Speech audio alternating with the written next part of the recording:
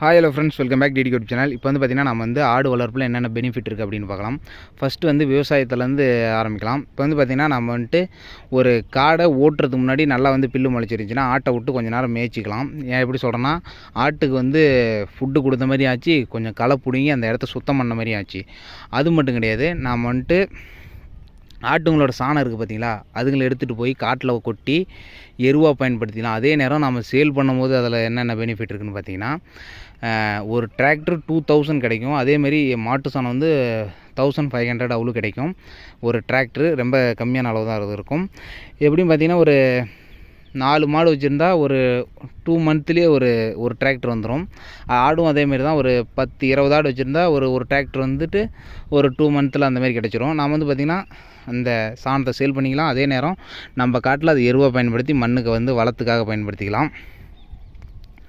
மாடு ஆடு இந்தமாரி ரெண்டும் வச்சுருந்தோம்னா நமக்கு வந்துட்டு, மாடு வச்சுருக்கும் போது நமக்கு பால் கிடைக்கும். ஆடு வச்சுருந்தோம்னா பார்த்திங்கன்னா, ஏதாச்சும் ஒரு இக்கட்டான சூழ்நிலை எனக்கு வந்து இப்போ பணம் தேவைப்படுது அப்படின்னா கூட நாம் வந்துட்டு ஒரு ஆட்டை டக்குன்னு சேல் பண்ணிடலாம். ஏன்னா வந்துட்டு இது ரொம்ப பெரிய அசட்லாம் கிடையாது. ரொம்ப ஒரு எப்படின்னா, இப்போ நீங்கள் எடுத்துகிட்டு போய் ஒரு ஆட்டை கட் பண்ணி சேல் பண்ணுறதுனா, ஒரு சண்டே போடுறோமா அன்றைக்கே வந்து சேல் ஆயிரும். ரொம்ப சீக்கிரமாக சேல் ஆகக்கூடிய ஒரு பொருள்னு பார்த்திங்கன்னா அது வந்து ஆடு இறைச்சி தான்.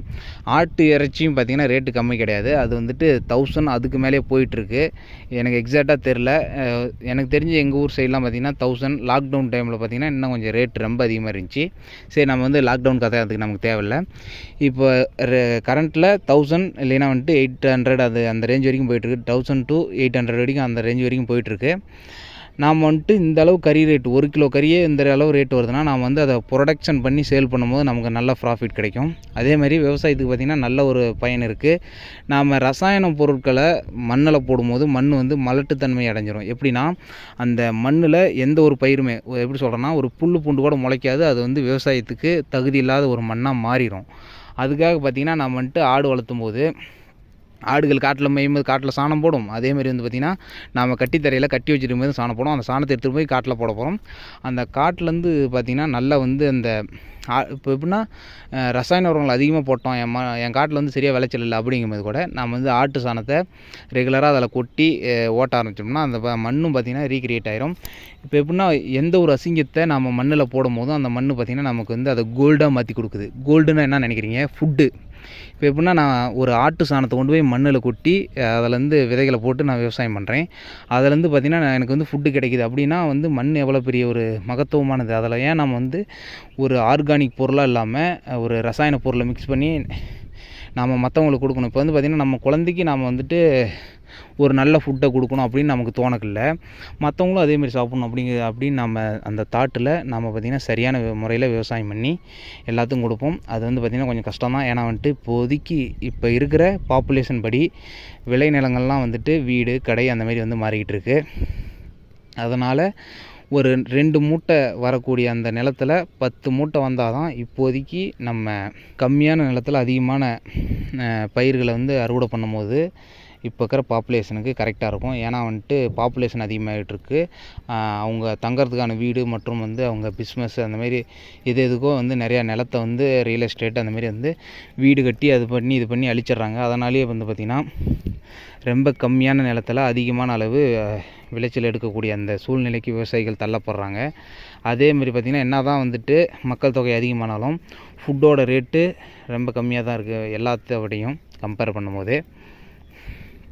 அதனால தான் சொல்கிறேன், நாம் வந்து ஆடு வளர்த்தும் போது ரசாயன பொருட்களை பயன்படுத்தாமல், ரசாயன பொருட்கள் பயன்படுத்தினதை விட ரொம்ப அதிகமான விளைச்சல் எடுக்கணும்னா, ஆட்டு மாடு சாணத்தை நிலத்தில் போடும்போது அந்த நிலம் நல்லா வந்து ஒரு விளைச்சல் நமக்கு கொடுக்கும். நம்ம ஆதி காலத்தில் மக்கள்கள் இதை வந்து பயன்படுத்தி பின்பற்றி எவ்வளவோ பெரிய பெரிய எப்படி சொல்கிறேன்னா, இப்போ வந்து ஒரு காடுனா அதில் வந்து வண்டு பூச்சிகள்லாம் இருக்கணும், அது இருக்கக்கூடாது அப்படின்ட்டு நாம் வந்துட்டு மருந்தடித்து கொன்னுட்டோம்னா நம்ம செடிகளில் மகரந்த சேர்க்கை நடக்காது. புழுக்கள் இருந்துச்சுன்னா வேணால் இலைகளை வந்து கடித்து சாப்பிட்றோம் அப்படிங்கிறதுக்கோசரம் தான் மருந்து அடிக்க ஆரம்பித்தாங்க. ஆனால் வந்துட்டு மற்ற வண்டுக்களோ பூச்சிகளோ வந்து நம்ம செடி மேலே உட்காராதுங்கிறதையும் நம்ம நோட் பண்ணிக்கணும். நான் எதை வச்சு சொல்கிறேன்னு பார்த்தீங்கன்னா, இப்போ வந்துட்டு மகரந்த சேர்க்கை நடந்தால் தான் அது வந்து ஒரு காயாவோ கனியாவோ மாறும். அந்த மகரந்த சேர்க்கை நடக்கலைன்னா அந்த விவசாயத்தோட நிலைமை என்னன்னு யோசிச்சு பாருங்கள். மகரந்த சேர்க்கை நடக்கலைன்னா அவ்வளோதான், செடி அப்படியே வந்து இறந்துடும். அதுக்கப்புறம் ஒன்றுமே பண்ண முடியாது. அதனால் வந்துட்டு நாம் வந்து கொஞ்சம் இயற்கையான முறையில் எப்படின்னா ரசாயன உரங்களை பயன்படுத்தி தான் ஆகணும். அது வந்து பார்த்திங்கன்னா இப்போ தவிர்க்க முடியாத ஒரு விஷயமாக மாறிடுச்சு. ஏன்னா வந்துட்டு இப்போ வீட்டை சுற்றி எல்லாருமே வந்து ரசாயனத்தை பயன்படுத்துகிறாங்க, விவசாயிகள் பயன்படுத்துகிறாங்கன்னா, நாம் வந்துட்டு ஆர்கானிக்காக பண்ணுறோம் அப்படின்னா மற்ற பூச்சிகள், அதாவது ஒரு 100 ஏக்கராவுக்கு சாப்பிடக்கூடிய ஒரு 100 ஏக்கராவில் கொஞ்சம் கொஞ்சமாக இருக்கக்கூடிய பூச்சிகள் அந்த ஆர்கானிக் காட்டில் மட்டுமே வந்துட்டு அது வந்து தன்னோட ஆதிக்கத்தை செலுத்த ஆரம்பிச்சிடும்.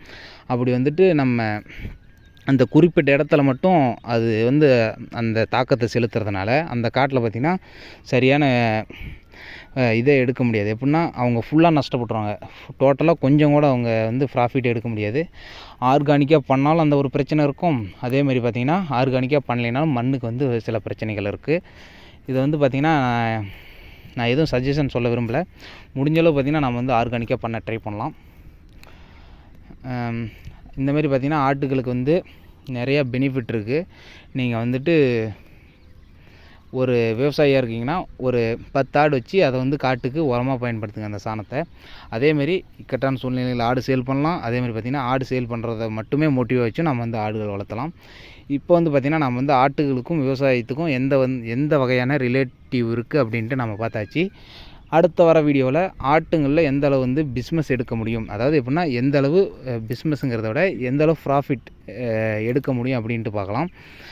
ப்ராஃபிட்னா ஒரு ஆடு என்ன ரேட்டு போகும் அப்படிங்கிறது சும்மா ஒரு மாதிரி கேல்குலேட் படி நம்ம வந்து பார்த்துக்கலாம். இந்த வீடியோ எப்படி இருந்தால் லைக் பண்ணுங்கள், ஷேர் பண்ணுங்கள், கமெண்ட் பண்ணுங்கள், சப்ஸ்கிரைப் பண்ணுங்கள். அது மட்டும் இல்லாமல் இந்த வீடியோ யூஸ்ஃபுல்லாக இருந்துச்சுன்னா மறக்காமல் வந்து ஒரு கமெண்டில் ஹார்ட்டினை தட்டி விட்டு போயிருங்க. ஓகே ஃப்ரெண்ட்ஸ், பாய். வீடியோவை பார்த்திங்கன்னா நம்ம வந்துட்டு ஒரு சாங்கோடு முடிக்கலாம் அப்படின்ட்டு நம்மளோட டை பிளாக் சேவலை வந்து இறக்கி விட்டுட்டு ஒரு சாங் ஒன்று ப்ளே பண்ண போகிறேன். பார்த்து என்ஜாய் பண்ணுங்கள். நீ புன்னகையில் என்னை அள்ளி ஏன் 100 முறை கொள்கின்றாய், போதாது என மீண்டும் மீண்டும் செய்கின்றாய்.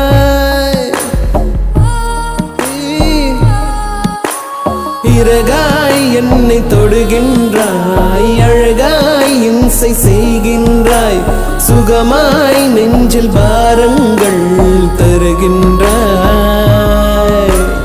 உன் விழிகளனும் கடிகாரத்தில் என் காதலினை பார்க்கின்றேன், கூரான உன் இமைகள் ரெண்டும் முள்தானே. உன்னை பார்க்கும் போதெல்லாம் காதல் இங்கு ஓடாதே, முட்கள் என்னை குத்தாதே பேரன்பே.